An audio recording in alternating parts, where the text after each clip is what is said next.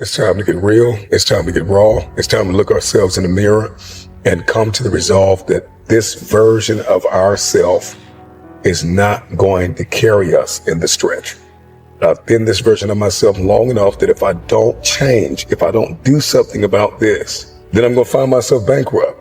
Having that faith, that vulnerability to just see things that are hard to see. You got to get comfortable being uncomfortable. So can you handle the truth? It's a question. And if you can't, then if you see that, then you can say, well, if I'm going to change, I'm going to have to figure out how to deal with that discomfort until the point that I can see what I need to see, then I can change it. So it's the persistence of continuing to do something until you can do it.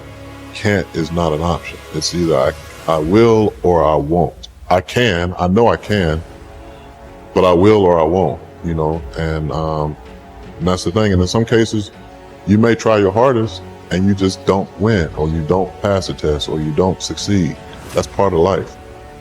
Understanding it's going to take hard work, discipline, and learning how to work with other people in order to get to the next level.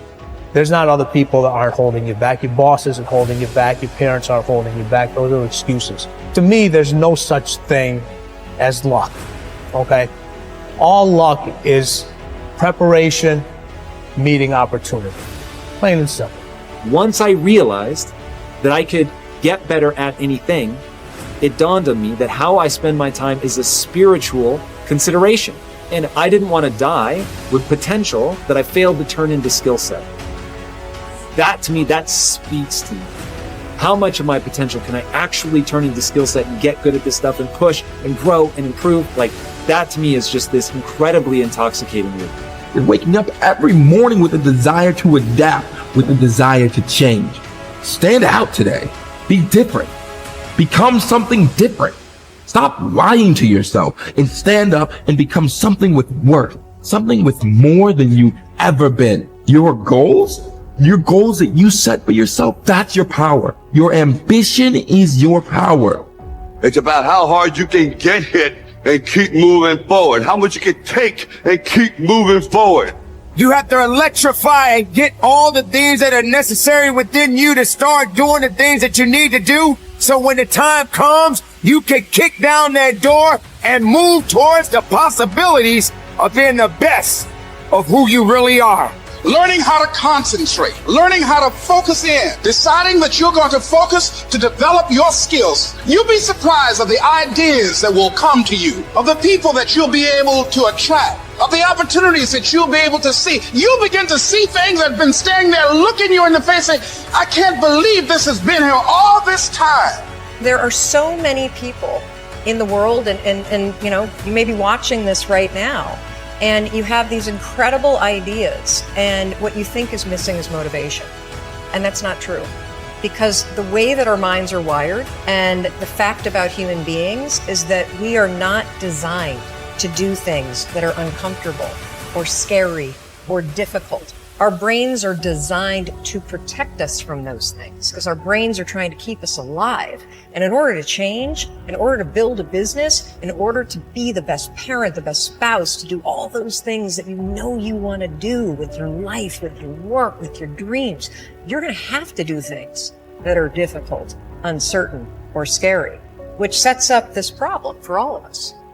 You're never going to feel like it. Why is it so hard to do the little things that would improve my life? Waking up and realizing that I'm never going to feel like doing the things that are tough or difficult or uncertain or scary or new. So I need to stop waiting until I feel like it. And number two, I am one decision away from a totally different marriage, a totally different life, a totally different job, a totally different income. Whatever you don't use, you lose. Lack of use causes loss. On this planet. Maybe not the next one, but on this one.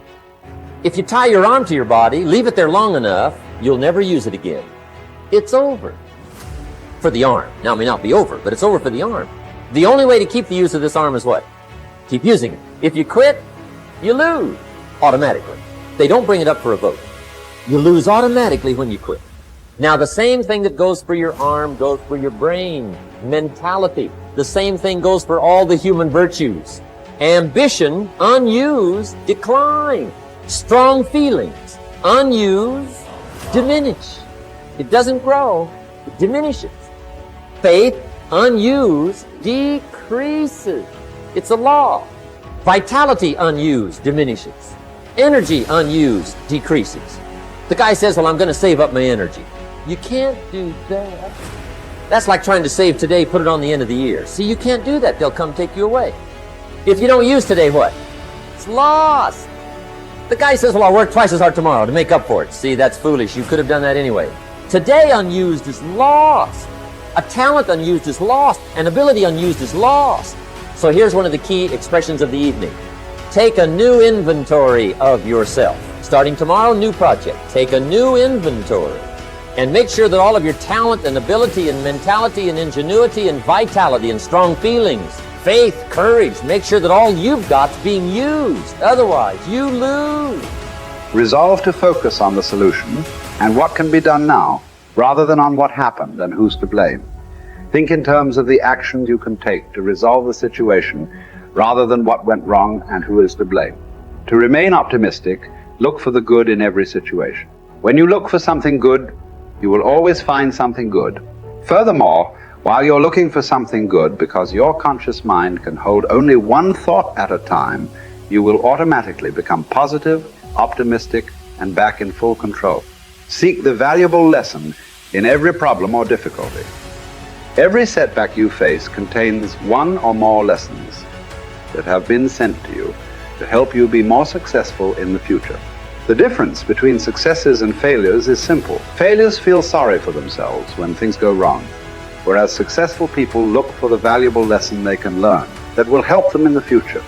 Normal Vincent Peale used to say, when God wants to send you a gift, he wraps it up in a problem. The bigger the gift that God wants to send you, the bigger the problem he wraps it up in. Instead of concentrating on the problem, look for the gift. Wonderfully enough, you will always find it. What's more, sometimes the gift or valuable lesson can be of far greater value than the cost of the problem itself. Sometimes one lesson that you learn in dealing with a problem can be the key to your long-term success. As Napoleon Hill wrote, within every problem or obstacle lays the seed of an equal or greater opportunity or benefit. Your job is to find it. Continually think of yourself as a strong, powerful, resolute person in the face of adversity. In World War, a British general was described by his superiors. There he stands like an iron peg, driven into the frozen ground, immovable. Let this be an accurate description of you whenever you face difficulties or problems of any kind. Resolve to stand like an iron peg, driven into the frozen ground. When you resolve in advance that you will never give up, your success is virtually guaranteed. In the final analysis, nothing can really stop you but yourself. In life, it doesn't matter how many times you get knocked down. All that matters is how many times you get back up. If you continue to get back up and press onward, you must eventually reach your goal. Each time you exert yourself, discipline to persist in the face of adversity, you also increase your self-esteem and self-confidence. Then, as your self-esteem increases, you feel stronger, more powerful, and more unstoppable. When you feel better and stronger, you become more capable of persisting the next time, and then the time after that. By disciplining yourself to persist in the face of all adversity, you put your life onto an upward spiral of self-esteem, self-discipline, and persistence until you eventually become like a force of nature. I think the best way to prove your value is to work, is to learn, is to absorb, to be a sponge. You always want to outwork your potential. You know, as hard as you believe you can work harder than that. And that's what I tried to do when I first came in the league. But, you know, basketball is such a direct competition sport that me coming in at 17, I hated when, like, my teammates would say, you know, I get hit with an elbow, right? Shaq would hit me with an elbow in practice. I always had that extra chip on my shoulder. So, like, every day in practice for me was really trying to annihilate everybody that I was playing against. I wanted to prove you don't need to babysit me. And so it's always that competitive nature, the work ethic, and curiosity. My philosophy was a very simple one. Rudy was one of my favorite films growing up. After watching that film, I come to understand if I could work that hard, what would my career be? And I made a promise to myself from that day that I was going to work that hard every single day so that when I do retire, I have no regrets. And that was the most important thing for me, is to leave no stone unturned, get better every single day. And if I lived that way, then over time, you know, I'd have something that was beautiful. But that was my philosophy. It seems like a pretty simple one, but You know, if you live your life to just get better every single day and do that for 20 years, I mean, what do you have?